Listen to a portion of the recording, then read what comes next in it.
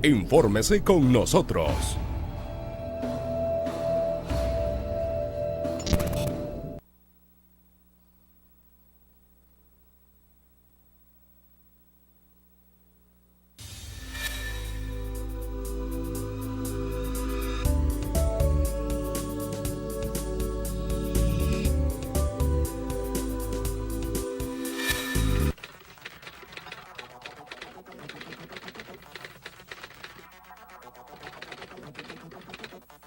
Para mí el buen periodismo es un bien social y es la garantía que tienen las personas de que se respete su derecho a estar bien informado.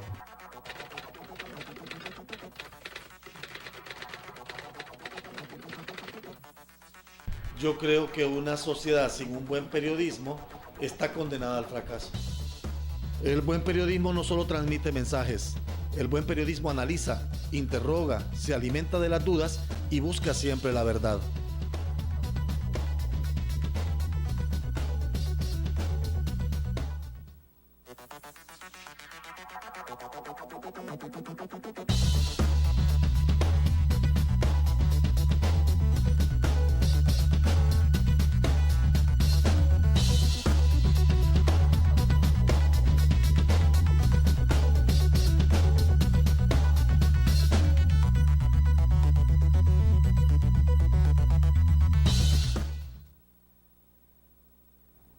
Hola, ¿qué tal? ¿Cómo están? Es un gusto saludarlos. Buenas noches a todos y a todas en todas partes de la República Hondureña y también en el extranjero, en donde sintonizan nuestra señal a través de Maya TV y TVH Internacional. Es un gusto saludarles nuevamente en esta cadena televisiva que hacemos todos los domingos a partir de las 7 de la noche en Maya TV y en TVH Internacional, y también 19 estaciones de cable en la Unión Americana que retransmiten nuestra señal y nuestro programa. Gracias también a los que nos siguen a través de las redes sociales, el Facebook Live y nuestras redes tanto en el Twitter como en el Facebook. Ya estamos listos para dialogar sobre temas de país, temas interesantes, temas que generan noticia y que regularmente analizamos en este espacio con toda la altura posible, con el fin de construir y no de destruir. Leía esta semana un decálogo de deberes periodísticos del presidente de la Asociación de Periodistas en Estados Unidos dedicado a la capacitación y al periodismo ético, que en el caso de los medios de comunicación o de quienes hacemos medios de comunicación, periodismo particularmente, tenemos la obligatoriedad de formar y no de deformar. Pues nuestro objetivo aquí en Diálogos es ese, formar opinión, formar sociedad. Vamos de inmediato porque tengo un invitado de lujo, como todos los domingos, para analizar temas de interés. La crisis en la Universidad Nacional Autónoma de Honduras. ¿Qué está pasando? ¿Cómo solventarla? ¿Es insostenible? ¿Hay posibilidades de arreglo? 18 estudiantes que han sido expulsados por 5 años, otros que están procesados, posiciones innegociables entre uno y otro bando en conflicto. Así que vamos a analizar las posibles propuestas de solución a esta crisis y analizar un poco qué ha venido pasando en la máxima casa de estudios del país. Está conmigo alguien que tiene autoridad para hablar de este tema, más de 47 años dedicado a la docencia, fue presidente de la Junta de Dirección Universitaria, es el actual director de vinculación Universidad-Sociedad, el doctor Ramón Romero Cantarero, a quien le doy la bienvenida a Diálogo. Doctor, qué gusto y qué honor que nos pueda acompañar. Muchas gracias, periodista Aldo Romero.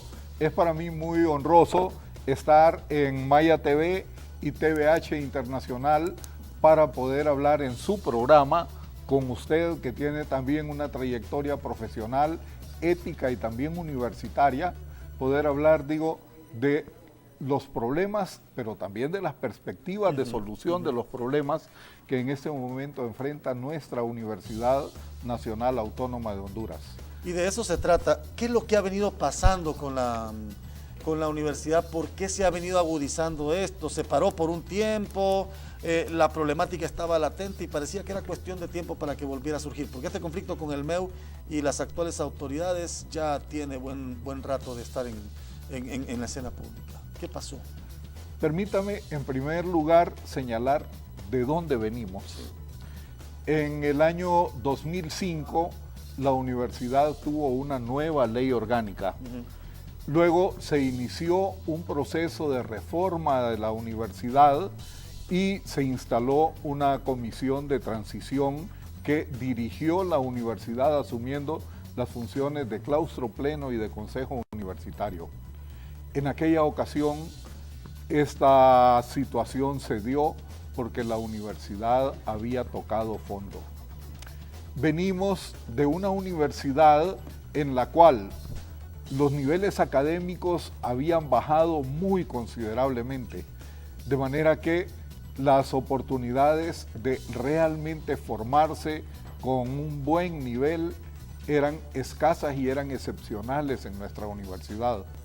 Además, una institución muy corroída por la corrupción y sobre todo una institución en la cual a la base de la incapacidad y a la base de la corrupción estaba la politización.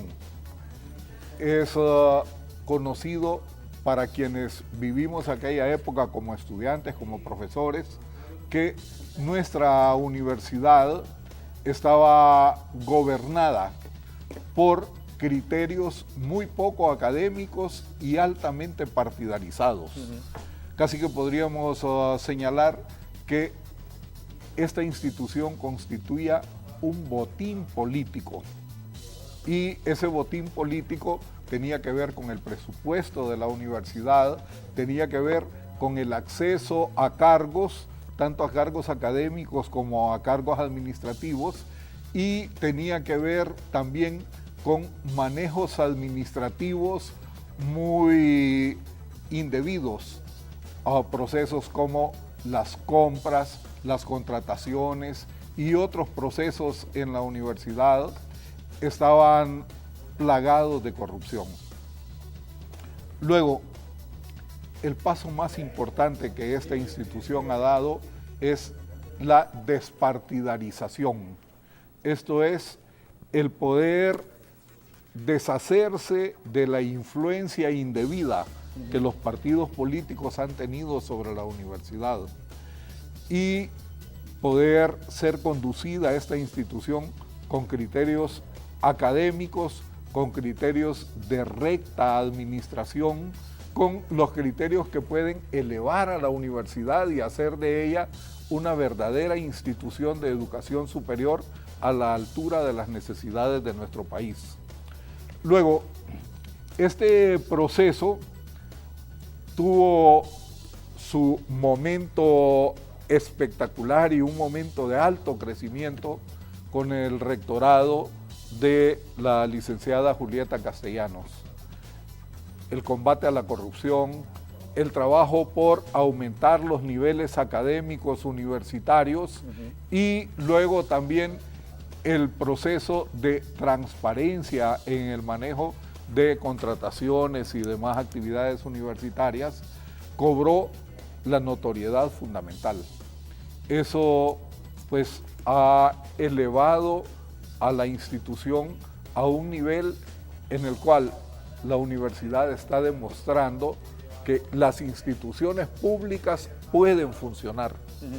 En un momento, en un contexto en el cual se pretende desacreditar lo público, en un contexto en el que se está diciendo que lo público debe ser sustituido por lo privado, en el que se está inclusive desarticulando actividades estratégicas del Estado. Se está entregando la salud pública a manos privadas. Se están entregando recursos estratégicos como las carreteras y otros a manos privadas. En ese contexto, la Universidad Nacional Autónoma de Honduras está demostrando que bien gobernada, bien administrada, puede funcionar y que lo público es valioso y que hay necesidad de fortalecerlo. En ese sentido, plantear que la universidad, con su proceso de desarrollo de los últimos 10 años, ha logrado fortalecerse como institución pública y más bien alejarse de las privatizaciones es hablar la verdad. Inclusive el hecho de que muchos estudiantes universitarios en el pasado ya remoto se iban a las universidades privadas porque la universidad pública o no era lo suficientemente consistente en términos académicos o no tenía la continuidad de estudios. Eso dio lugar más bien a que la privatización creciera, pero la reforma universitaria ha logrado que más bien surja la confianza en lo público. En ese contexto, que es un contexto realmente enaltecedor, es el contexto en el cual han surgido los conflictos. Hemos tenido en la universidad 8 y más años de gobernabilidad democrática.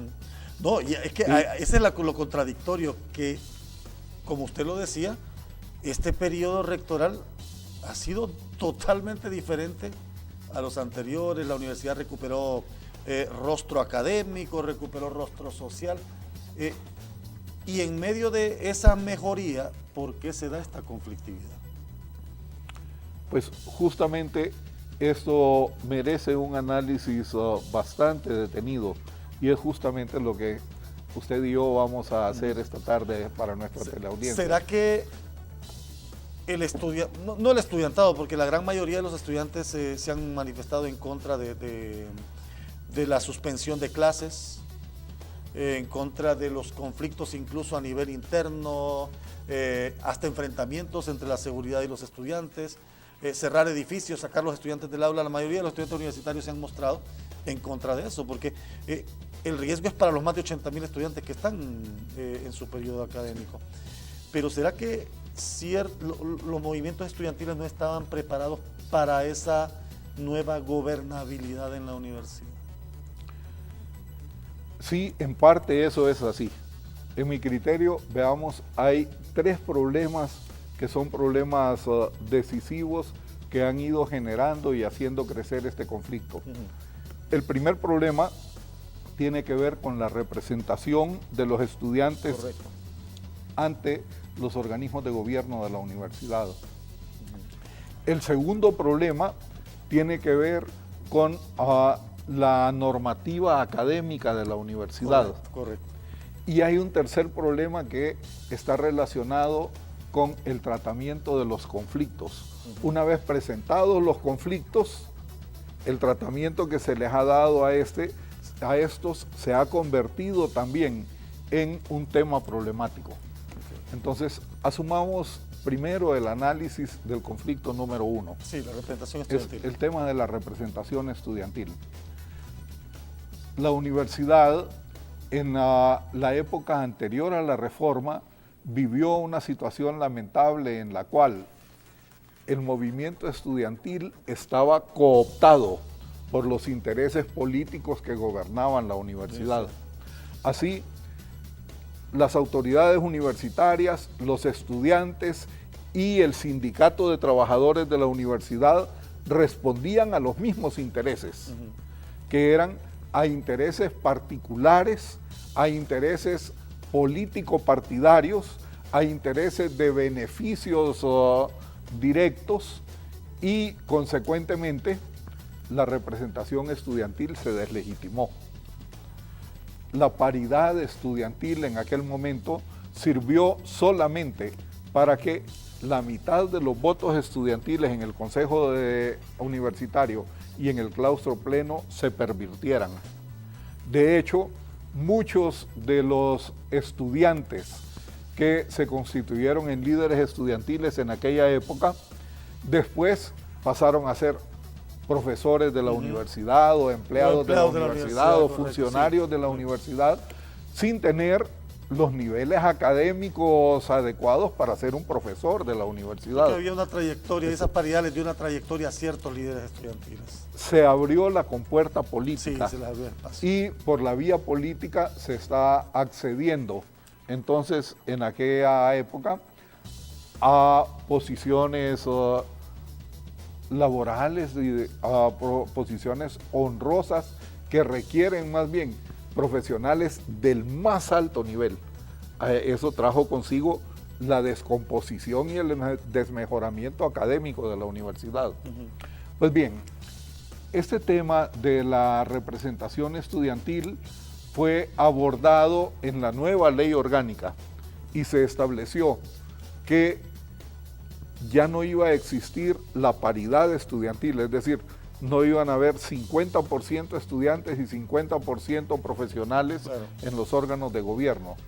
Se estableció que aproximadamente un 32% iban a ser estudiantes, un 32% profesionales y un 32% decanos y directores de centros regionales.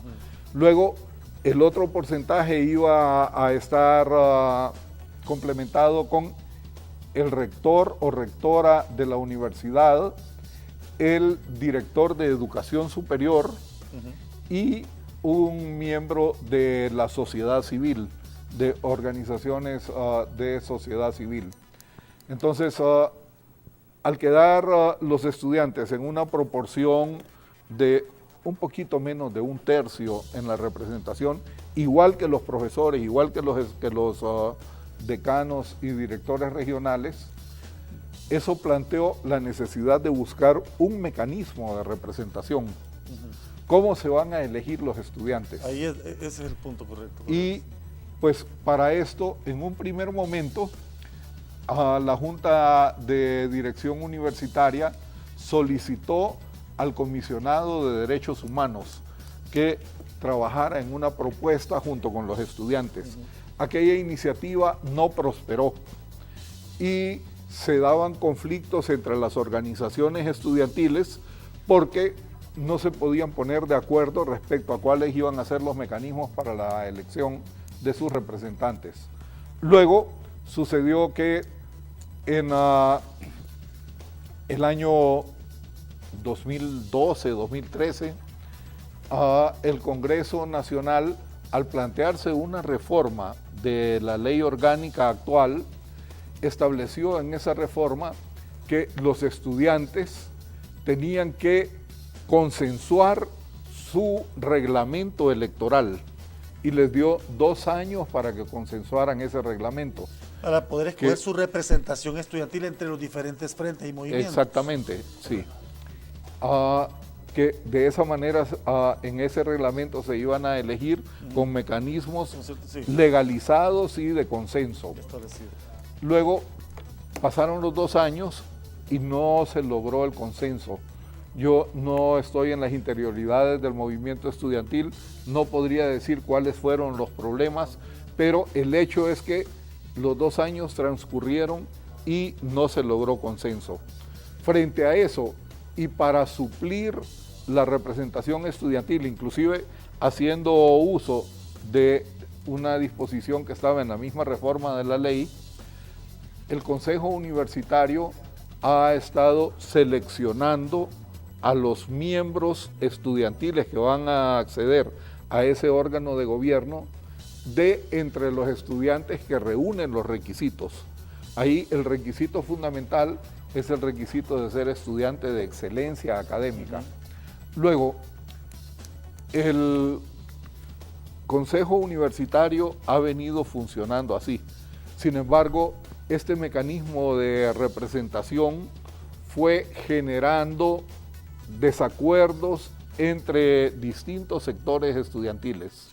Y entonces ahí nos encontramos que se fue formando un conflicto. Pero yo quisiera señalar que originalmente este conflicto se da en el seno del propio movimiento estudiantil que no logró establecer un consenso para elegir sus autoridades. Ahí tenemos el primer problema que ha venido creciendo. Es ahí donde surge el MEU como tal, entonces, y por esa conflictividad entre movimientos no se logran poner de acuerdo y entonces el que de repente más beligerante fue en ese momento es el que asume aparente liderazgo, aunque sin el apoyo de la mayoría estudiantil. Se ha dado pues una situación de una intensa dinámica en los movimientos estudiantiles. El año pasado, por ejemplo, se hablaba de un movimiento que le llamaban el MAU. Y de repente el MAU ya no volvió a ser beligerante. Ahora oímos hablar del MEU y oímos hablar de un concepto que se ha acuñado en los últimos años, el concepto de frentes históricos, para referirse a las organizaciones estudiantiles de carácter frentista que vienen desde el pasado, fundamentalmente a tres organizaciones. El Frente de Reforma Universitaria, el Frente Unido Universitario Democrático y la Fuerza Universitaria Revolucionaria. Son los tres históricos, sí. Son los que llaman los tres frentes históricos, ¿verdad? Pues bien, el segundo problema que ha surgido en la universidad tiene que ver con la disposición de los estudiantes hacia las normas académicas. La universidad aprobó en el año 2014 las normas académicas, que son las normas que van a gobernar la vida académica de la universidad. Estas normas, pues, no se sometieron a una discusión lo suficientemente amplia. Realmente fue más bien una aprobación bastante restringida y eso ha contribuido a que se haya empezado a generar el problema. Pero no es tanto ese el elemento que hizo que el problema creciera. Lo que generó más conflicto fueron algunas disposiciones que son disposiciones legítimas que la universidad estaba tomando en relación con la calificación de aprobación. Correcto, es que eso es lo que yo lo iba a interrumpir para eso. Sí. ¿No le corresponde a la autoridad académica definir la normativa académica para elevar la calidad académica del estudiante? Justamente, de eso se trata. Y la universidad pues estableció que para aprobar se tenía que obtener una nota de 70%. Debo señalar que el 70% es un estándar internacional en todas las universidades, inclusive una universidad en la cual se aprueba con menos del 70% se ve afectada en su calificación académica. Para graduarse, sí. Inclusive estudiantes que egresan de una universidad en esas condiciones están en minusvalía respecto a estudiantes de otras universidades en donde la acreditación de la calificación es de 70 o más %. Entonces hubo una acción estudiantil de oposición a la calificación de 70%. ¿sí? Y este fue el tema central. La universidad el año pasado cedió y bajó la calificación a 65%.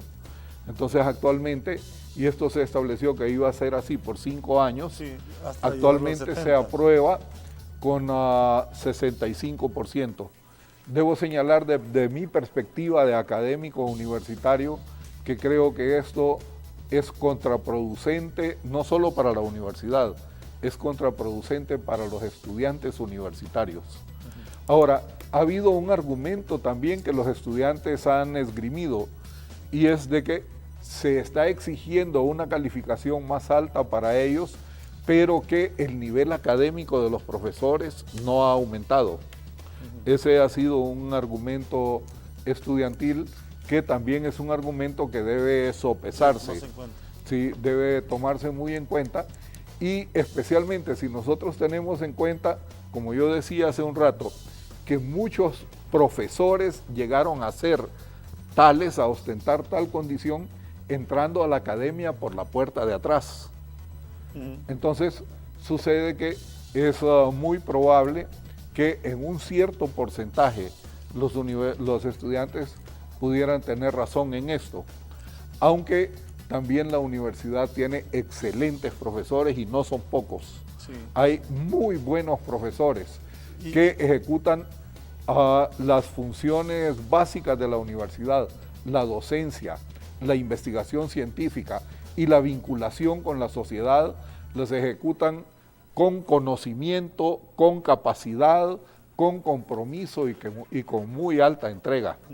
Entonces, de hecho están no se entrando en puede un relevo, descalificar a los profesores están así en en ese general. entiendo que están en ese relevo a nivel de la universidad, en ese relevo docente, tratando de incorporar a ese docente del que usted me habla, el docente que hace investigación, el docente que hace vinculación, el docente calificado académicamente para impartir su clase. Así es, actualmente hay un programa de relevo docente Sí, por el cual la universidad está confiriendo becas a jóvenes egresados de sus licenciaturas, tanto de la Universidad Nacional como de cualquiera otra de las universidades del sistema hondureño. Ahora, ¿por qué me dice que de repente esta normativa, las determinaciones en esta normativa académica no fueron debidamente consensuadas, concertadas, o que de repente se aprobaron habiéndose tocado muy superficialmente con algunos antes de tomar la decisión, o para tomar la decisión?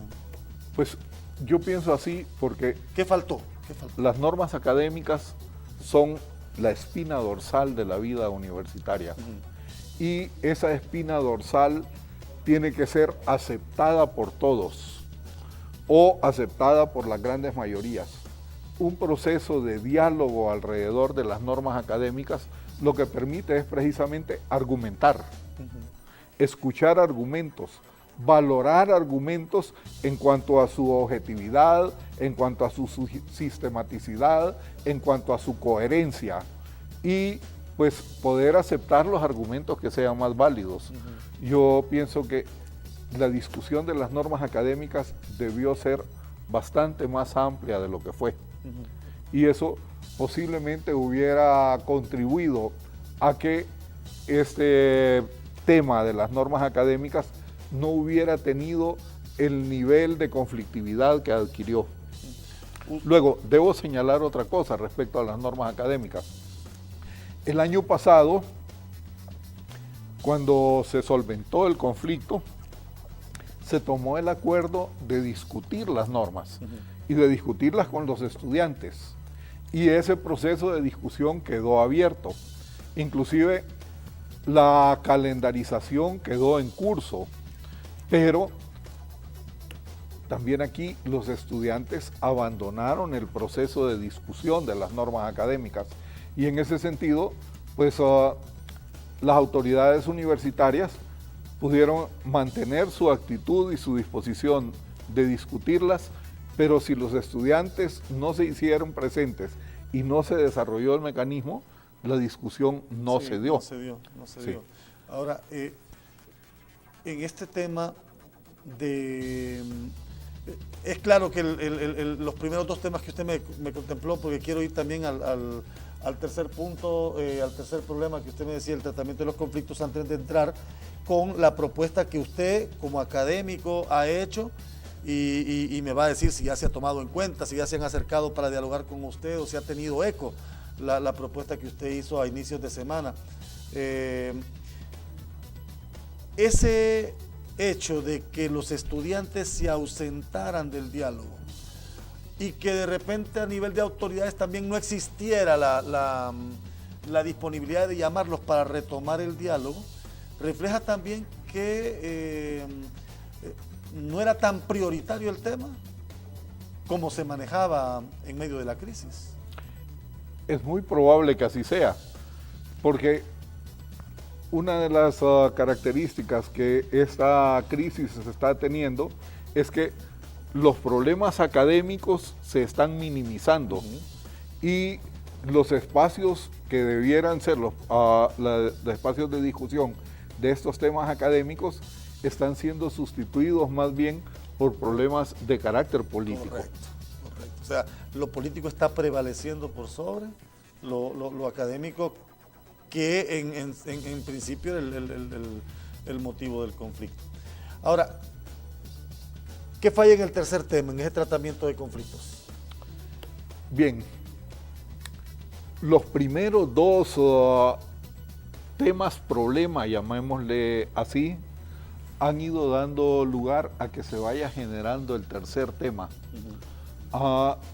Hubo protestas estudiantiles de distinto tipo por la enunciación de los dos temas conflicto anteriores. las protestas estudiantiles han ido subiendo de tono. Y en la medida en que se ha ido subiendo de tono en este lado del conflicto, también en este otro lado, las respuestas han ido de igual manera subiendo de tono y la conflictividad ha ido siendo mayor. Nos encontramos, bueno, en un primer momento que los estudiantes se toman las instalaciones de la universidad. Y al tomarse las instalaciones de la universidad, los que son estudiantes universitarios también y que no participan de las acciones de toma, que son la mayoría, quedan perjudicados por no recibir las clases. Claro. De igual manera los profesores, de igual manera la institución.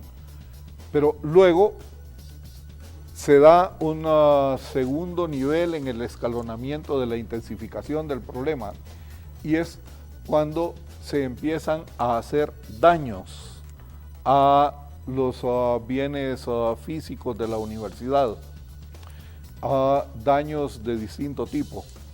Inclusive el año pasado se dio, este año no, hubo daños también para sectores externos a la universidad.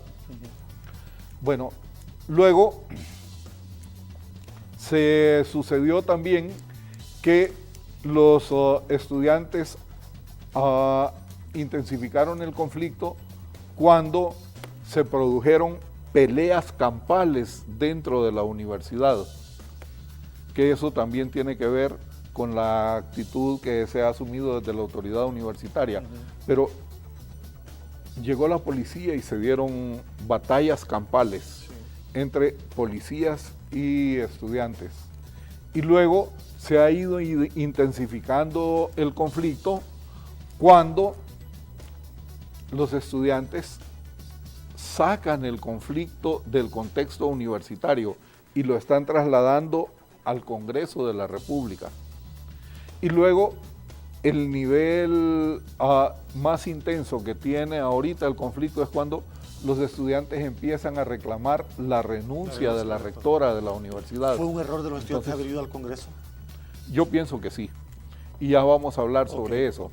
Pero ha habido ese escalonamiento de parte de los estudiantes. O sea, el conflicto ha ido a más. De parte de la autoridad universitaria, la respuesta a estas acciones ha ido también escalonándose y ha ido asumiendo niveles de cada vez mayor enfrentamiento. En un primer momento, pues las autoridades universitarias manifestaron su disposición a dialogar.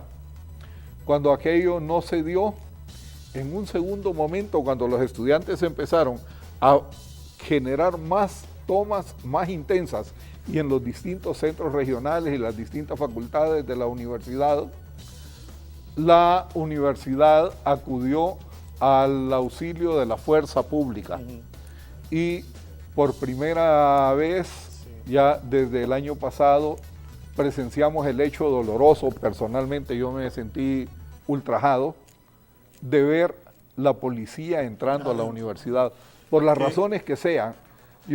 La universidad es mi alma mater, yo estudié ahí y vengo de un contexto en el cual la universidad era sagrada. Era imposible pensar en que la policía llegara a la universidad. Y una intromisión así es una ofensa para todos los que llevamos la universidad como nuestra alma mater en el corazón. Luego sucedió otro hecho, y es que la universidad puso el caso en manos del Ministerio Público, que eso significó judicializar, pero judicializar por la vía penal. Y esto yo creo también es un tema que merece bastante análisis, porque en mi criterio adoptar la vía penal es bastante drástico. La universidad pudo adoptar medidas administrativas o pudo adoptar medidas civiles, pero vea usted, la acusación criminal implica que los estudiantes universitarios tienen manchada su hoja de antecedentes de por vida. Sí.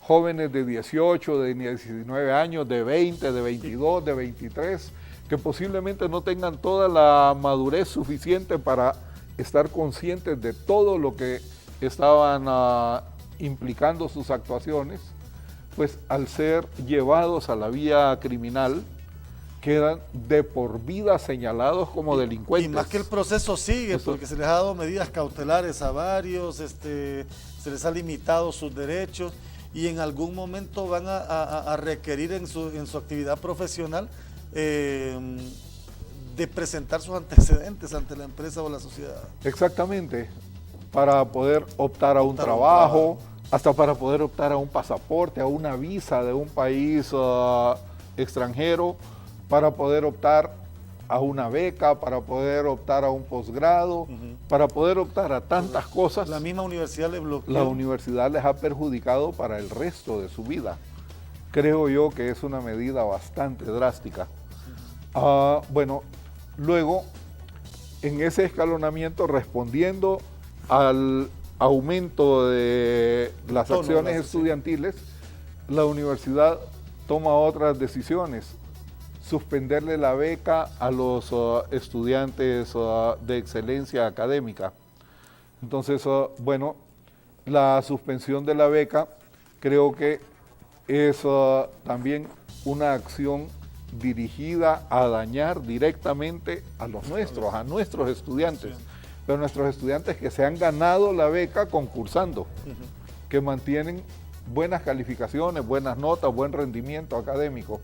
Creo yo que debía buscarse otro mecanismo. Luego, otro nivel de escalonamiento es haber llevado a ese grupo de acción violenta en la universidad para desalojar a los estudiantes. Sí, ahí se dio una lucha de encapuchados contra encapuchados. Sí. Ya los encapuchados no son solo de un lado, realmente son encapuchados de un lado y de otro.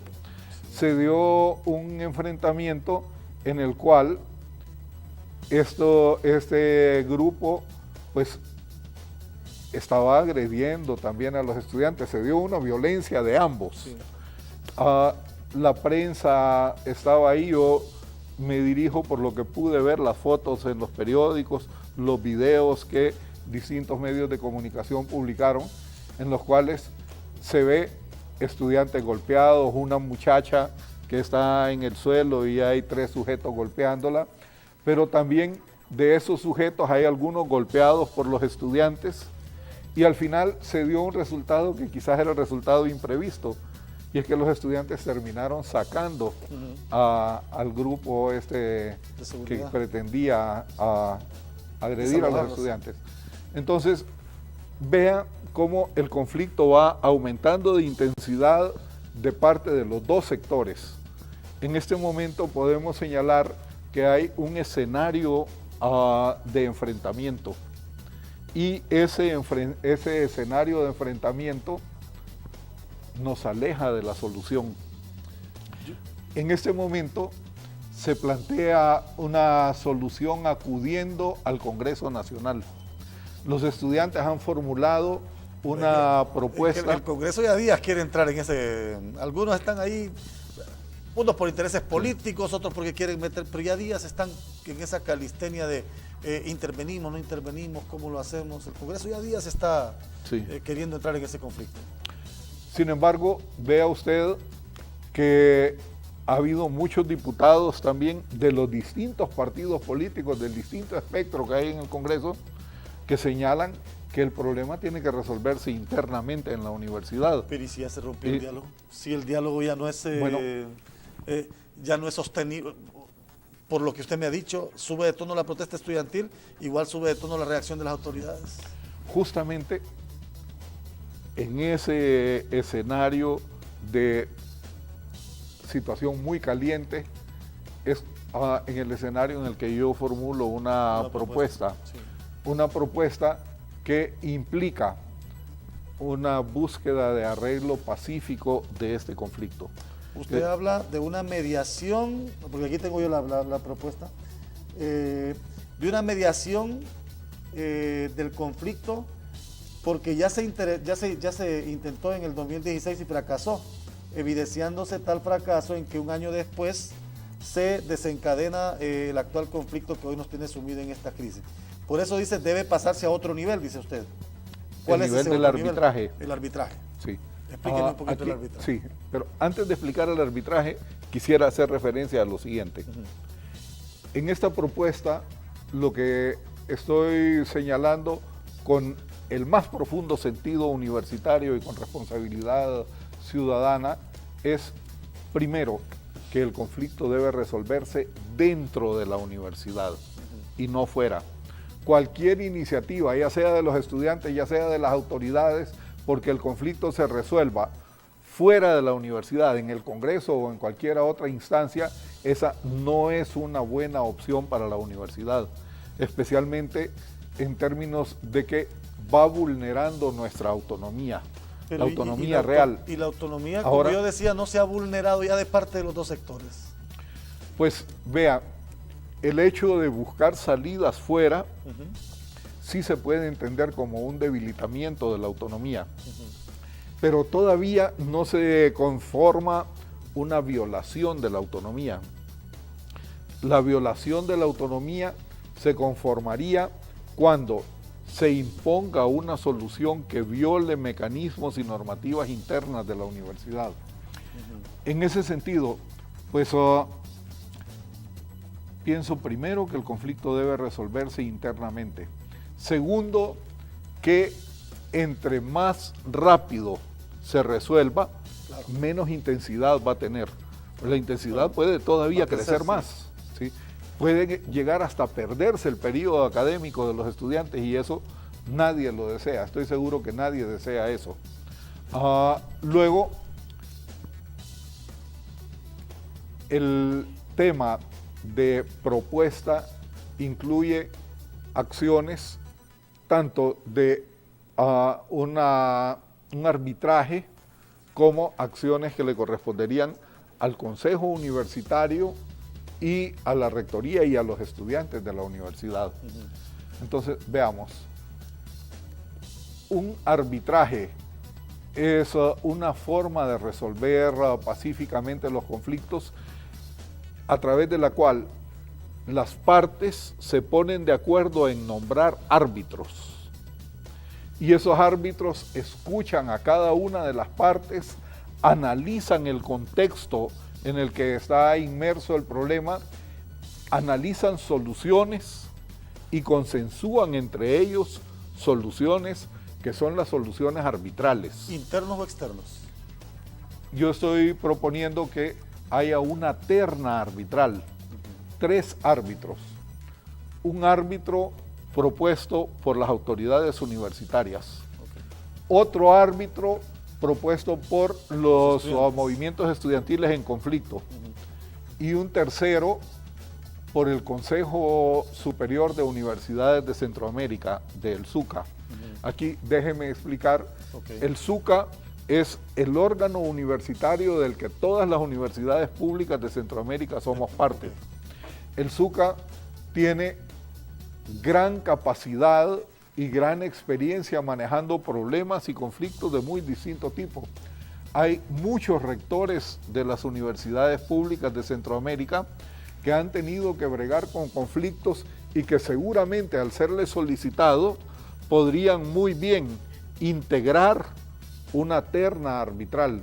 Yo pienso, por ejemplo, para citar a alguien que conozco y que creo que tiene la suficiente ecuanimidad como para poder actuar en este problema, pienso en el rector de la Universidad Nacional Agraria de Nicaragua, el doctor Telémaco Talavera, pero como él, otros rectores y rectoras de universidades centroamericanas tienen las mismas capacidades.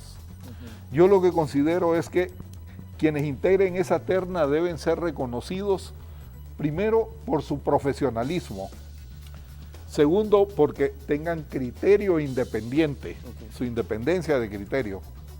En tercer lugar, porque sean capaces de analizar objetivamente y de manera desapasionada. En cuarto lugar, que tengan una actitud conciliatoria. Y una quinta característica es que sean hábiles, que tengan la habilidad en la negociación. Sean buenos negociadores. Así es. Y que estén abiertos a escuchar las dos partes. Así es. E investigar y profundizar en el tema.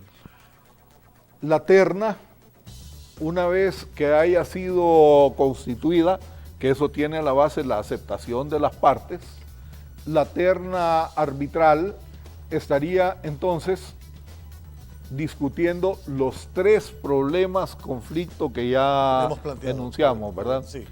Y para cada uno de esos asuntos, esta terna estaría proponiendo soluciones.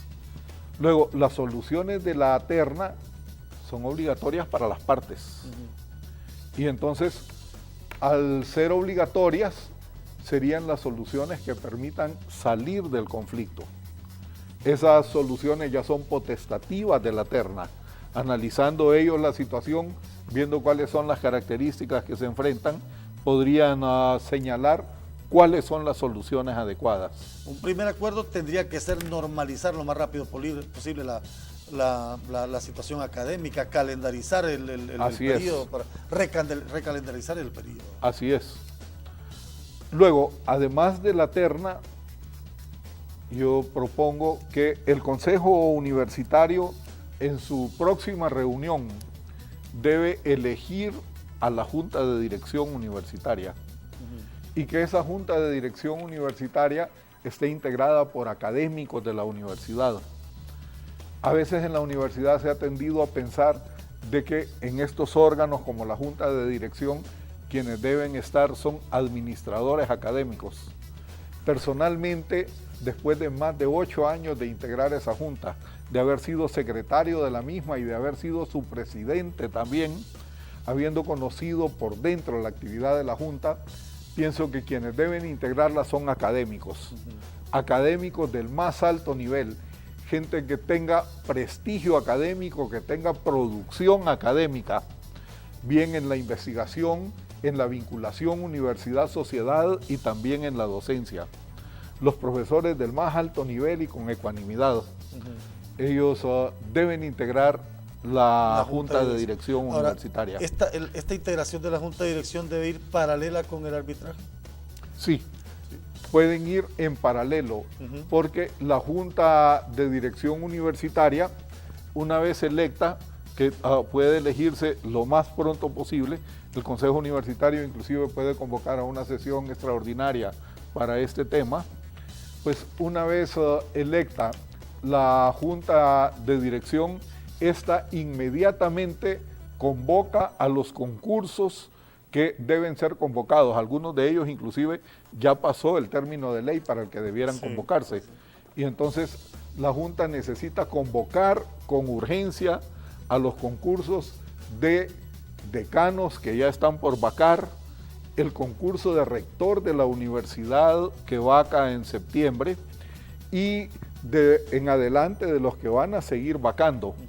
Este año es un año en el cual se vence el periodo de gestión de la mayoría de decanos y directores de centros regionales, y algunos vicerrectores y otros vicerrectores el próximo año. ¿Deberían ser reelectos? Entonces, mire, yo personalmente pienso que más bien para poder desmontar el conflicto y para poder garantizar la continuidad de la reforma académica de la universidad, tienen que llegar nuevas caras con altísimo perfil académico.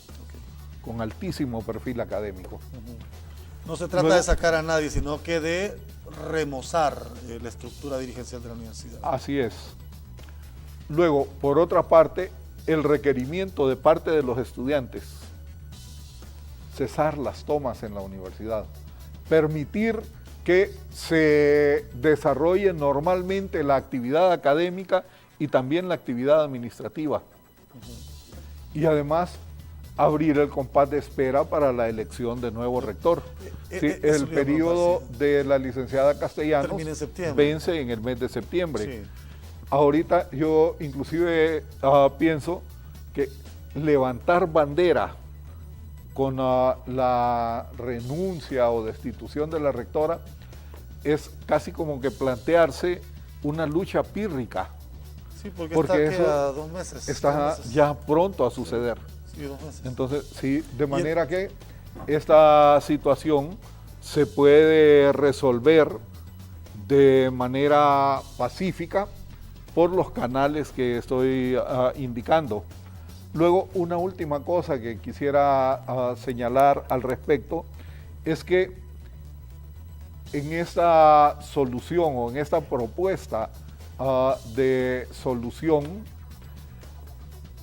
lo que se está pretendiendo no es solamente solucionar el conflicto, eso es lo coyuntural, pero hay un tema que es mucho más profundo y que es el tema decisivo: continuar la reforma de la universidad, que la reforma que ha sido sentada en sus bases, que ha sido ampliamente desarrollada en muchos aspectos, pueda continuar, pero continuar pasando a una nueva etapa de la reforma. Sí. Entonces, la gestión de la rectora Castellanos ha sido una gestión de inmensa contribución a la reforma de la universidad. Una contribución que antes no se había dado. Personalmente pienso que la actividad reformista de la rectora Castellanos ha sido extraordinaria y única dentro de la Universidad Nacional. En la vida autónoma de la universidad hemos tenido varios rectores reformistas. El doctor Hernán Corrales Padilla, a quien poco se menciona, es el artífice de la primera reforma de la universidad. Bajo el rectorado del doctor Corrales Padilla se da la reforma académica, entre otras cosas, se crea el Centro Universitario de Estudios Generales, se establece un mecanismo de actividad interdisciplinaria que implica la acción conjunta de distintas unidades académicas dentro de la universidad y, en fin, una serie de decisiones académicas valientes que tomó el ex rector Corrales Padilla. Luego, otro rector muy importante fue el ingeniero Arturo Quesada, que enfatizó sobre todo en la construcción de obra física, pero fueron rectores profundamente comprometidos con la universidad. Personalmente, yo tuve oportunidad de trabajar con ellos. En una ocasión, el Consejo Universitario nombró una comisión para elaborar la filosofía de la universidad. Tuve el honor con otros académicos de ser parte de esa comisión y era presidida por los dos ex rectores, sí. Corrales Padilla y y Arturo Quesada. Y ahí pude medir los altos quilates de ambos. De manera que, digo, hemos tenido rectores extraordinarios. En mi criterio, la rectora Castellanos es una rectora extraordinaria y yo la sitúo en el primer lugar. La reforma que ella ha hecho, o el avance que ella ha hecho en la reforma es fundamental, es decisivo. Y aquí llamo la atención de lo siguiente. A veces se actúa con mucha injusticia. A veces por un conflicto como este, que es una situación relativamente menor, se pierde de vista todo lo grande. Correcto. Y se pierde de vista todo lo bueno que una persona ha hecho. Aquí quiero empezar a hacer algunas preguntas que seguramente la población está esperando que yo le haga. No se discute la gestión de la doctora Castellanos, indiscutible. Yo incluso a nivel periodístico he analizado y lo he escrito y se ha reconocido que en esta gestión de Julieta Castellanos, al margen de cómo haya llegado su segundo mandato, se avanzó enormemente en la gobernabilidad de la universidad, en la parte académica, en el posicionamiento académico de la universidad, incluso a nivel regional. La Universidad Autónoma no era ni siquiera tomada en cuenta a nivel internacional. Hoy aparecen los estándares internacionales y eso es muy bueno, eso es muy bien. Debe, porque mucha gente lo está hablando, que el motivo de este conflicto desde la autoridad universitaria es para promover un tercer periodo de la rectora Castellanos. ¿Cómo lo ve usted desde esta perspectiva que me ha venido planteando? Personalmente estoy convencido de que eso no es así. Primero, la ley no lo permite. Sí. Segundo, la disposición de la autoridad universitaria, en este caso de la rectoría de la universidad, es la de hacer cumplir la ley. No tendría yo ningún elemento, no conozco ningún elemento de manera objetiva que me permitiera pensar que la rectora está pensando quedarse más en el poder. Sí, no lo creo. Debe entregar ya y entonces, o por lo menos aclarar, ¿cree usted, de que no va por ese tercer mandato como una muestra de si lo que piden los estudiantes es la renuncia de Castellanos? ¿Por qué no encontrar un punto de solución? Mire, termino mi periodo en septiembre y me voy, que se abran las postulaciones a rectoría, que hasta ahora no he escuchado yo tampoco así muy abiertamente candidatos seriamente fuertes para sucederla en el cargo. Porque sí, quien se pensaba que era la doctora Calderón está como ministra de Educación, que es la que manejaban algunos. Se habla también de la doctora Leticia Salomón, que reúne el perfil para ser rectora, pero ahí no se habla de nadie más.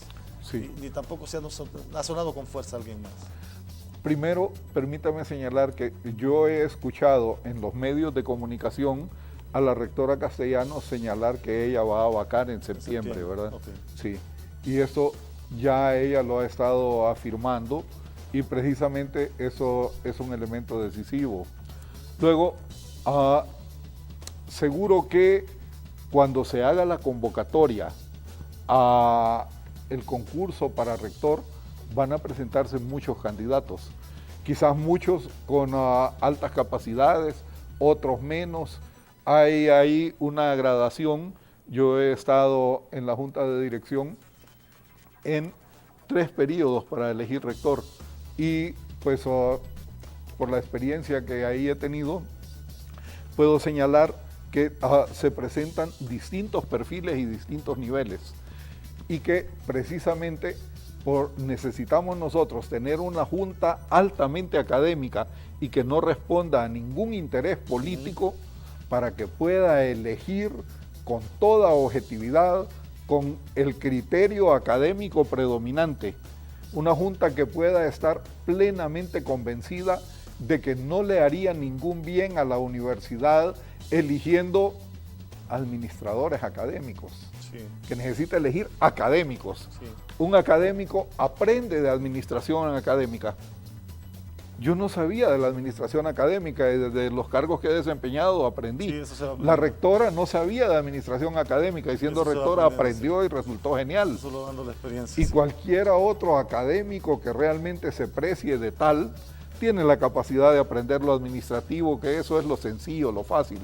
Lo realmente difícil es tener académicos que razonen bien, que piensen por cuenta propia, que tengan objetividad en el análisis y que puedan tomar las decisiones que corresponden en el momento que deban tomarse. ¿Ha habido injerencia política en este conflicto? Yo no tengo evidencia de que haya habido. Se ha mencionado bastante y aquí han habido acusaciones de tirios y troyanos. Sí, porque hay quienes dicen que a los estudiantes los apoya cierto grupo político, pero también se dice que hay un partido político que quiere poner un rector o rectora. O sea, hay de los dos lados. Sí.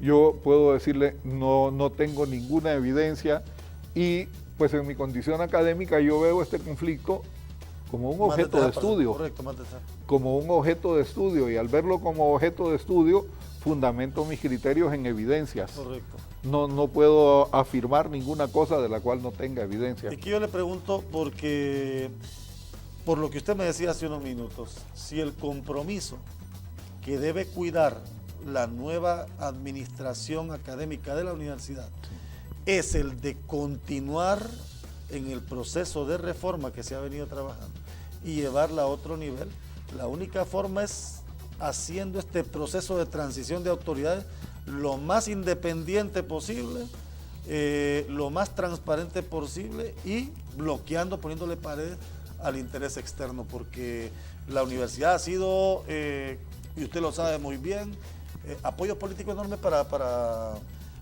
los partidos políticos le han llevado hambre siempre a la universidad. Yo estoy completamente de acuerdo con usted, licenciado Romero. La universidad tiene que tomar sus decisiones de manera autónoma, al margen de la política.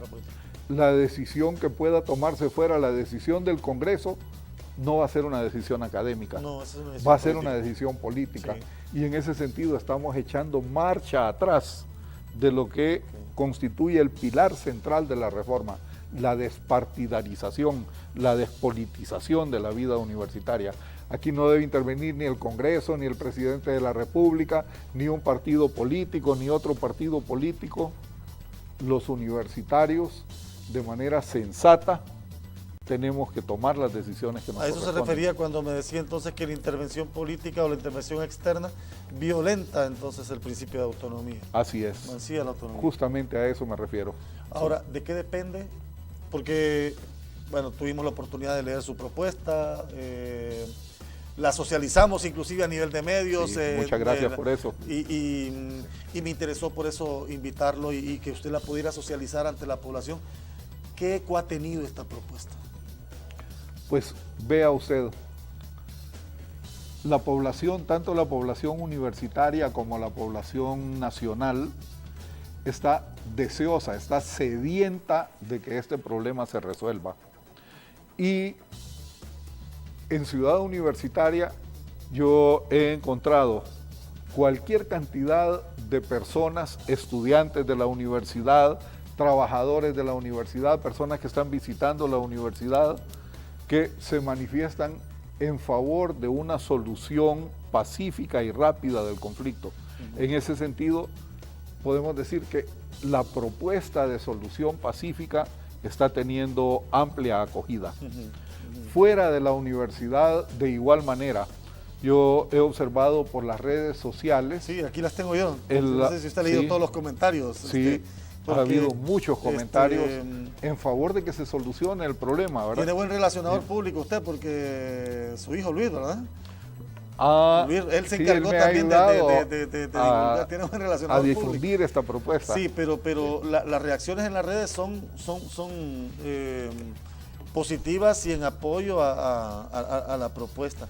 Creo que este programa también nos va a servir para visibilizar un poco más de que este conflicto no puede alargarse más, como usted, o sea, la universidad se está desangrando de uno y de otro lado, y las posiciones cada vez son más intransigentes, cada vez son menos congruentes, y el enfrentamiento puede pasar a más, y eso no le conviene ni al país ni le conviene a la universidad.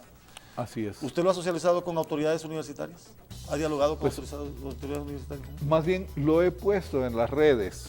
Yo no he tenido un vínculo oficial sobre este tema con la autoridad universitaria, ni tampoco con los estudiantes universitarios. Ninguno de los dos he podido dialogar con ellos, pero en todo caso, por este medio, lanzo la propuesta a las autoridades, a los estudiantes que están en conflicto, para que veamos que sin negociación no va a haber solución del problema. Sí. Este problema solo se puede resolver negociando.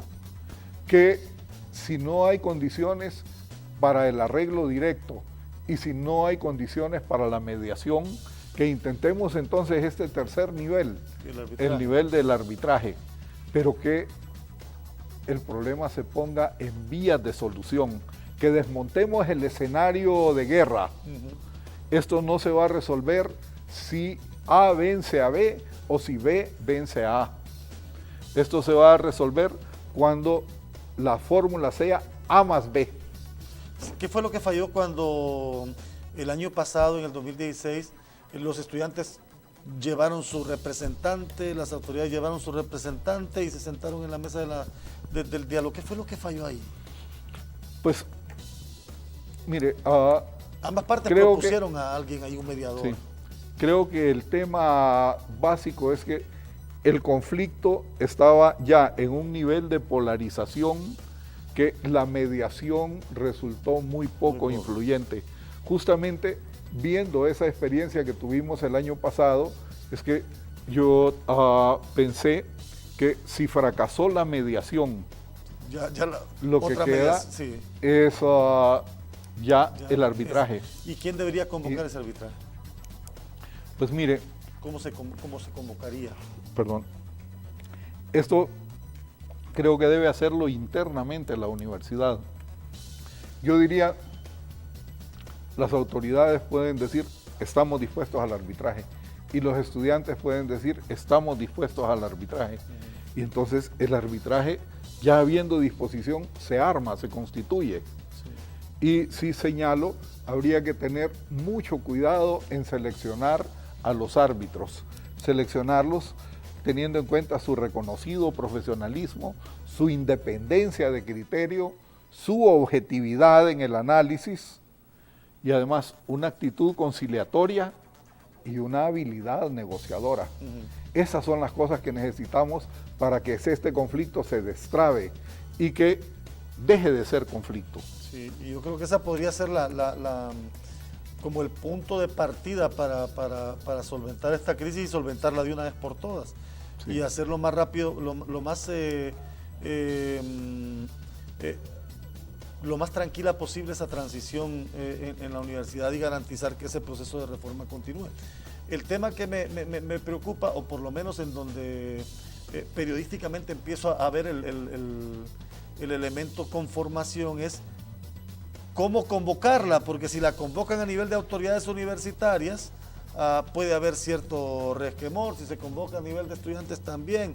¿Quién invita al representante del Consejo de Universidades Centroamericanas? O sea, ¿quién hace esa transición hacia la convocatoria? Porque es lamentable que aquí a nivel interno las figuras que tradicionalmente se conocían como mediadores, como gente referente, hoy ya no están, ya no tienen esa credibilidad. Se han desgastado. Por lo menos no se han desgastado, por lo menos cuesta encontrarlo. Y los que sí tienen esa actitud honesta, moral, cívica, no quieren involucrarse en conflictos. Sí. Pues yo creo que más que buscar una instancia que haga la convocatoria, creo que en este nivel lo que correspondería en mi criterio personal sería que las partes se pronuncien respecto a si aceptan o no, sí, el arbitraje. Sí. Okay. Una parte puede pronunciarse con independencia de la otra puede pronunciarse con independencia de esta. De manera que si ambas se pronuncian en favor del arbitraje, ya entonces eso da lugar a un acercamiento para organizar el arbitraje. Que organizar el arbitraje es el organizar sobre todo el proceso de selección de los árbitros de cada grupo en conflicto. Y aquí déjeme señalar que cuando yo estaba pensando en el Consejo Superior de Universidades Centroamericanas, también estaba pensando porque en ese consejo, en el SUCA, tienen representación las instancias institucionales, es decir, la universidad oficialmente, y también tienen representación los estudiantes. Los estudiantes también forman parte del SUCA. Sí. Entonces, bueno, puede gestarse una selección de un árbitro del más alto nivel y con la más alta probidad. O sea que el SUCA tiene el respaldo y tiene el respeto y el aval para ser un mediador internacional independiente, analítico en este proceso, porque estoy convencido que sí. Además es una instancia universitaria. No estamos saliendo del ámbito universitario, sino más bien manteniéndonos en él. Sí. Yo creo que nosotros como medios tenemos que hacer nuestra parte también, y aquí asumo el compromiso. Vamos desde los noticieros de aquí, de Maya TV y TVH, que nuestros reporteros pregunten a las dos partes si aceptan el arbitraje, cómo reciben la propuesta del arbitraje, que se pronuncien. Creo que ese sería el elemento consulta para los, tanto para estudiantes como para autoridades, si aceptarían el arbitraje. Y qué mejor que los medios de comunicación, que estamos en la cobertura de conflictos, para preguntárselos, pues. Claro. Me parece muy valioso eso, don Aldo Romero. Pero además, yo agregaría otro elemento. Es probable que en este momento las partes pudieran negarse a aceptar el arbitraje. Si en este momento no lo aceptan, eso no invalida el arbitraje. tenemos que seguir insistiendo en él, porque el conflicto va a ir agudizándose, las salidas se van a ir cerrando, o sea, las aparentes salidas, donde crean que hay una solución, se van a dar cuenta que no es tal solución. Y entonces va a haber necesidad de que las partes se sienten. Estos temas han sido ampliamente estudiados por las ciencias sociales. Normalmente los conflictos tienen un pico y luego bajan de intensidad. Entonces, cuando se llega al momento en el que no se ve una solución viable, entonces una solución viable por la vía del conflicto. Entonces ahí empiezan a plantearse de nuevo las opciones por el diálogo o por las soluciones pacíficas. Y en ese sentido yo me planteo a mí mismo mi compromiso como profesor de la universidad de que no voy a desistir de esto. Si en este momento no hay condiciones, esperemos que las haya muy pronto, pero vamos a seguir insistiendo porque estamos convencidos de que la solución pasa por esta vía. Pero mientras tanto, si no hay anuencia por este arbitraje, los estudiantes siguen en la incertidumbre. ¿Voy a la universidad o no voy a la universidad? Eso es una de las cosas lamentables. ¿Qué va a pasar mañana lunes, por ejemplo? Y fíjese usted que yo estoy convencido de que las autoridades universitarias no quieren que haya pérdida de clases, que desde la perspectiva de la autoridad universitaria más bien se está esperando que el conflicto se resuelva. Y también presumo que los estudiantes que están en conflicto tampoco quieren que el conflicto se prolongue. Yo asumo que también ellos no estarían dispuestos a ser causa de que el periodo académico se pierda. En ese sentido, casi como que uno podría decir, hay un acuerdo a la base. Y ese acuerdo a la base es que no se debe perjudicar a las grandes mayorías estudiantiles, a los profesores, a la universidad entera, y que tampoco se debe perjudicar a la reforma de la universidad. Sí, y yo creo, y de hecho por eso el interés mío de darle espacio a este tema y de poder discutirlo con usted, es por eso, porque la Universidad Autónoma debe de continuar en ese proceso de recambio que ha venido desarrollando. Es decir, así es. Mire, esto es como en toda actividad profesional, a cada quien le toca dejar un legado, dejar una historia, aportar para bien o para mal en las instituciones. No se puede desconocer que esta gestión universitaria, y lo hemos reiterado y aquí lo hemos dicho, esta gestión universitaria ha tenido importantes logros y que un conflicto al cierre de la misma lo pretenda deslegitimar, demeritar, no vale la pena. Y estamos, como usted decía, a 2 meses, valdrá la pena esperar.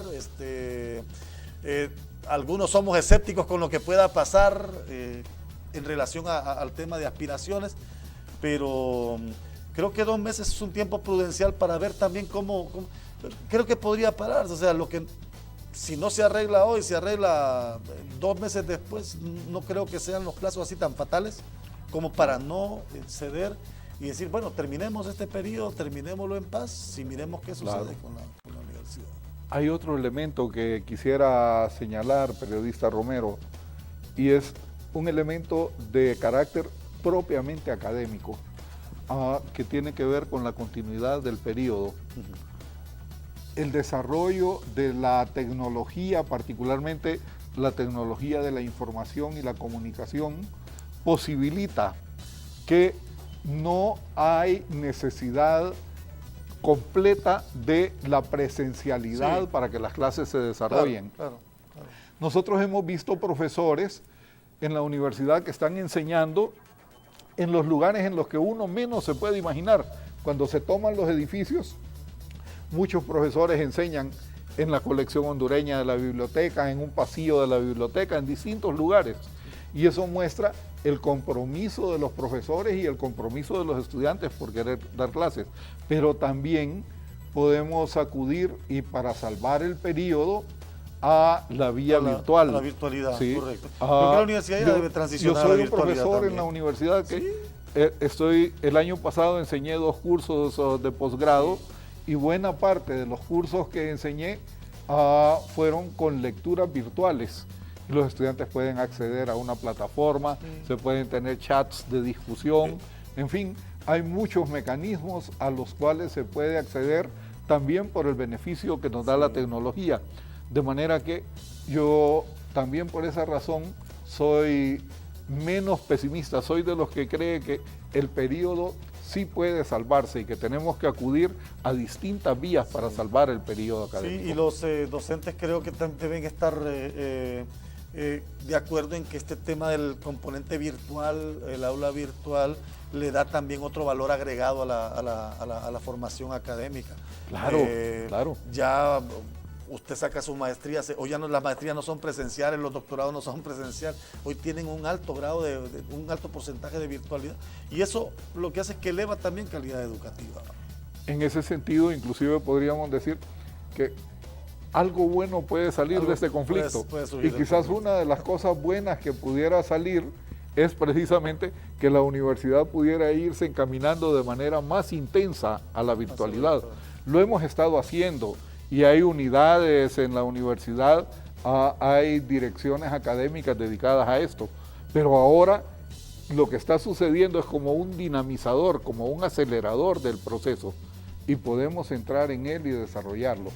Doctor, le agradezco mucho su participación, creo que hemos socializado ampliamente su propuesta, le agradezco que lo haya hecho aquí con nosotros en este foro y bueno, dejarle el espacio para sus conclusiones finales y la expectativa de solución a este conflicto que pueda pasar en gran medida por la propuesta que hoy se ha presentado.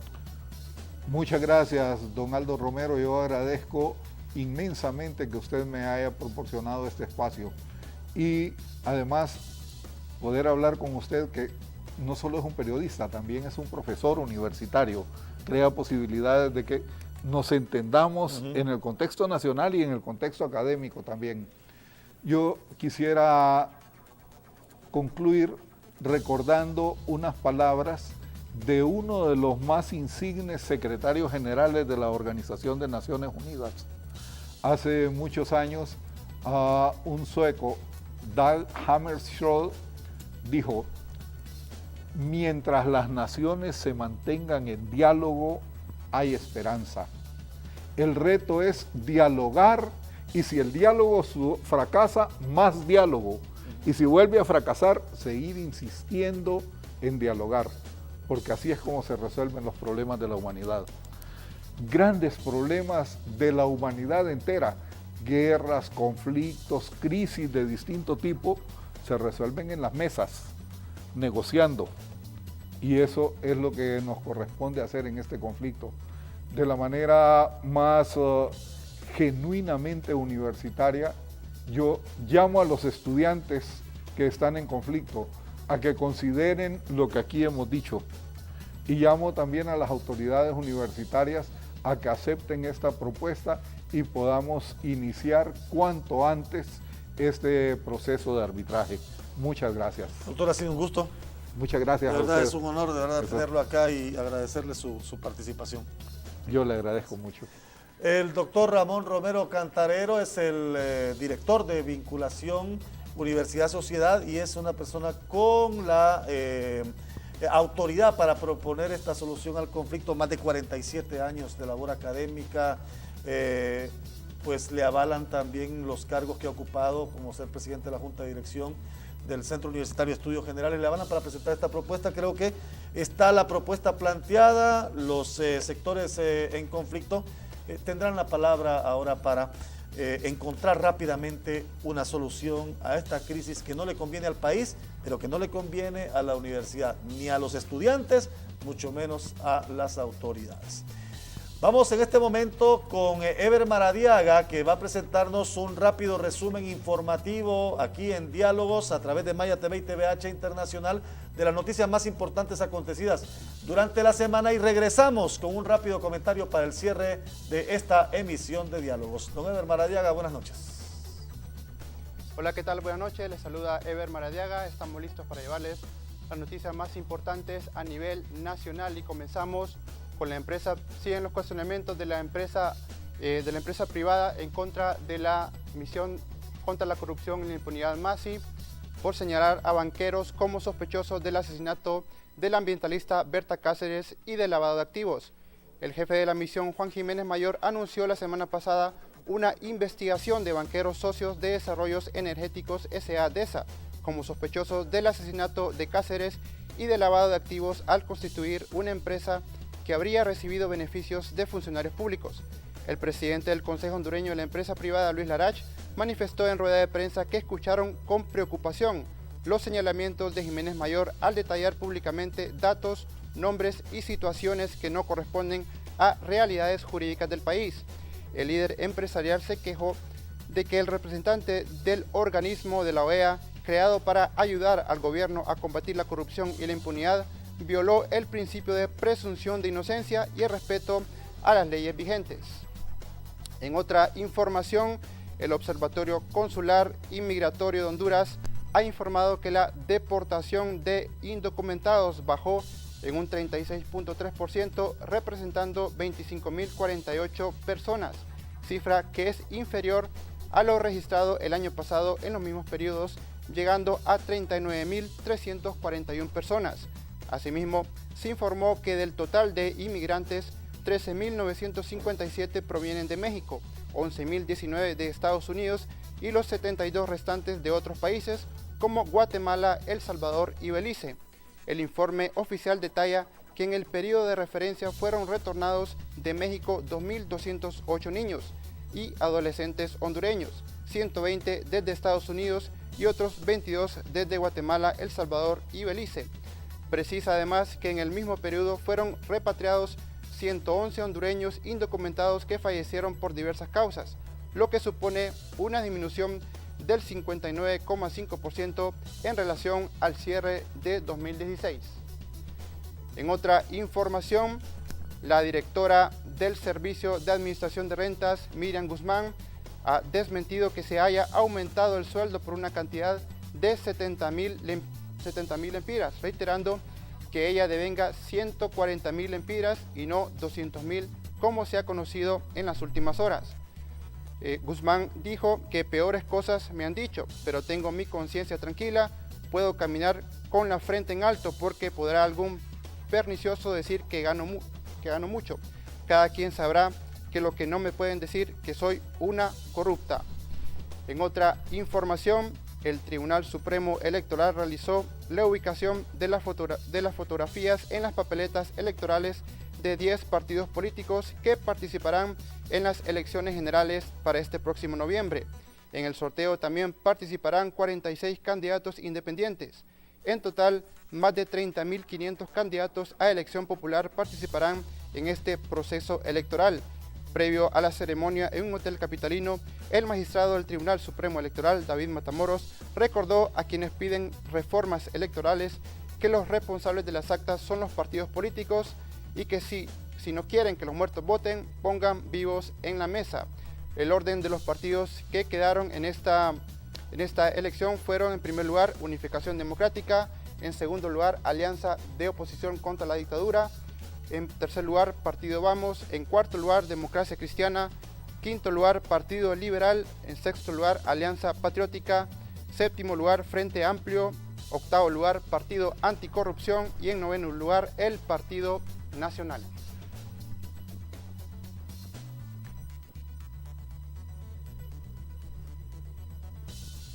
Estas fueron las noticias más importantes. Les informó Ever Maradiaga. Buenas noches.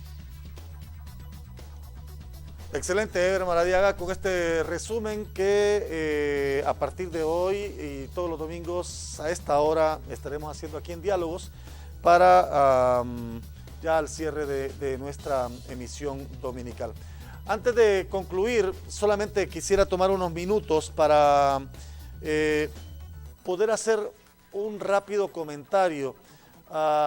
El domingo anterior yo mencioné el caso de la exministra de Finanzas, Gabriela Núñez, que se retiraba del Partido Liberal, o por lo menos de la campaña del Partido Liberal, porque no había sido incorporada como diputada o como candidata a diputada en las planillas del Partido Liberal por Francisco Morazán, porque Gabriela Núñez participó como precandidata presidencial con su movimiento. El movimiento perdió, ganó el movimiento de don Luis Zelaya, y aunque en un principio se le propuso incorporarse como candidata a diputada, ella no aceptó, y meses después parece que sí quería, y al final se dio el conflicto que ya todos sabemos que se dio, y que Gabriela ha dicho que se retira de la campaña, pero que sigue en el Partido Liberal y que votará por Luis Zelaya.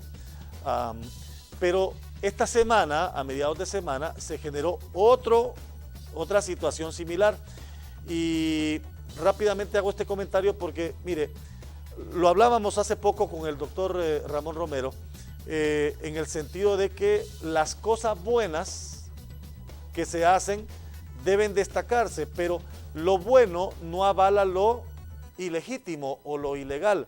El problema en Honduras es que las leyes no se respetan, y que no las respetan quienes deberían de respetarla primariamente, que son los mismos políticos que hacen las leyes. Entonces pareciera que los políticos están haciendo leyes que ellos mismos se encargan de violentar.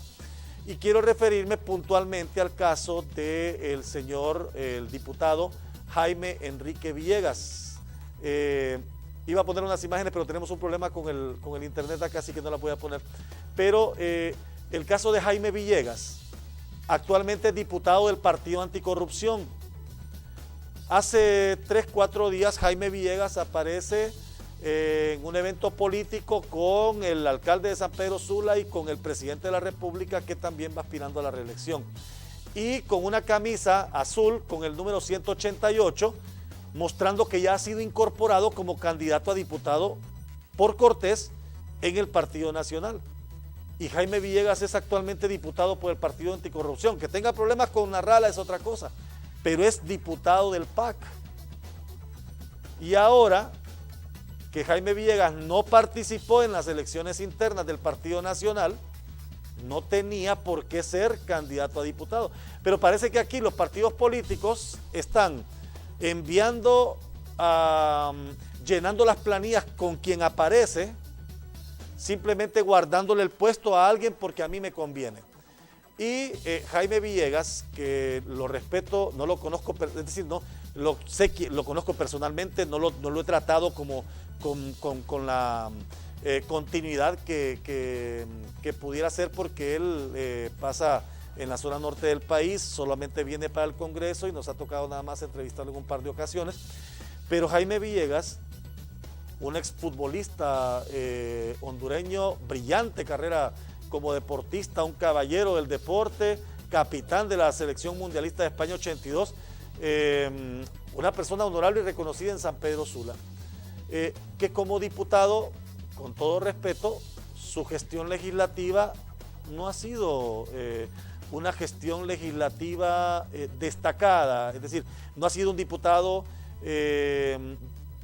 beligerante en el Congreso Nacional, no ha sido un diputado, ha sido como los otros diputados que de repente salen del deporte o salen del arte o salen algunos del periodismo, que van ahí a sentarse porque alguien los llevó, pero que legislativamente no representan mayor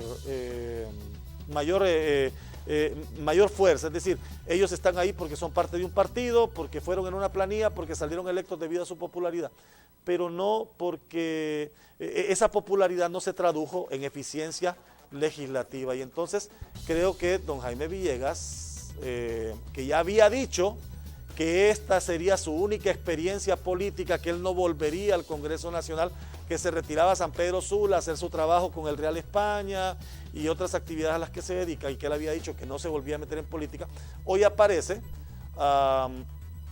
con el presidente de la República uniéndose al Partido Nacional, y pudo haberse unido a otro partido, no necesariamente estoy diciendo esto porque en el caso del Partido Nacional pudo unirse a la Alianza, pudo unirse al Partido Liberal. El caso es que él no participó en elecciones internas, y si no participó en elecciones internas, no tenía por qué incorporarse como candidato a diputado. El problema es que aquí las leyes se tuercen a conveniencia de la gente, y el Tribunal de Elecciones simplemente está de mampara para avalar una serie de situaciones irregulares. Con todo respeto, me refiero a la persona de Jaime Villegas. En este caso lo hice con Gabriela Núñez la semana anterior, y ha pasado en otros casos.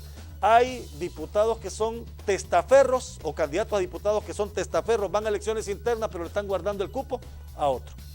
Entonces de repente va a parecer que ya el candidato presidencial de repente no va a ser uno, sino que de repente va a ser otro, o le están guardando el puesto, como ya pasó en una ocasión con Luis Cosenza, que representó a don Ricardo Maduro, y como ya pasó con don Mauricio Villeda, que representó en su momento a Elvin Santos. Pero en aquel momento se sabía que Luis Cosenza estaba representando a Maduro porque no podía participar, y que Mauricio Villeda estaba representando a Elvin Santos porque la ley no le permitía participar hasta que pudieran hacer los arreglos políticos en el Congreso Nacional en ambos casos.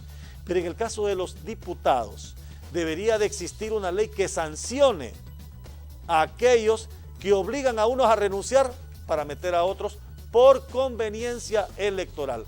Es claro que Jaime Villegas, por la figura que representa, tiene más posibilidades de éxito electoral que tal vez otro candidato a diputado. Y no es ningún problema, es una fortaleza de él, el ser una persona conocida, respetada, porque es una persona respetada en el país, es una figura nacional. El caso es que este tipo de personas que son figuras, que son respetadas, que son admiradas, al hacer acciones como estas, botan gran parte de su imagen. ¿Por qué? Porque son parte de ese mismo esquema, o se hacen parte de ese mismo esquema que violenta la ley, que trastoca la ley o que pasan la ley por encima.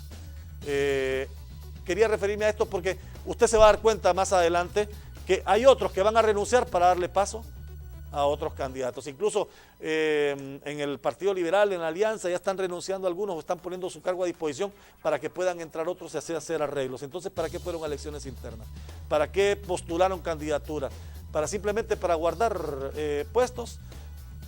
Debería de existir, y la ley existe porque sanciona a aquel que renuncia a un cargo público, pero deberíamos ser tajantes, congruentes y firmes con sancionar a aquellos que violentan las leyes.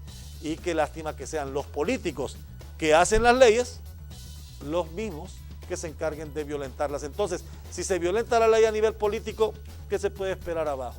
Y si a nivel del más alto perfil político en el país se violenta la ley para favorecerse políticamente, entonces, ¿qué se puede esperar también a los otros niveles? Entonces, el ejemplo viene de arriba, y eso es lo que pasa con nuestros políticos, que son irrespetuosos de la ley. Bien, aquí concluimos con esta emisión de Diálogos correspondiente a este domingo. Gracias a ustedes por su permanente sintonía a través de Maya TV y de TVH Internacional, esta cadena televisiva que domingo a domingo formamos para brindarle a usted un foro de primer nivel, un foro del país. Yo soy Aldo Romero, gracias por su sintonía. Siga usted con la programación de Maya TV, de TVH, y nos encontramos, Dios mediante, el próximo domingo con una nueva emisión de Diálogos. Buenas noches y que estén bien.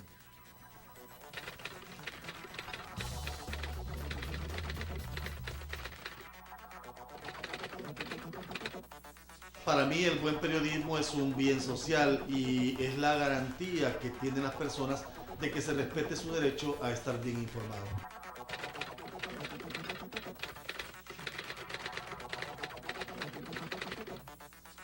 Yo creo que una sociedad sin un buen periodismo está condenada al fracaso. El buen periodismo no solo transmite mensajes, el buen periodismo analiza, interroga, se alimenta de las dudas y busca siempre la verdad.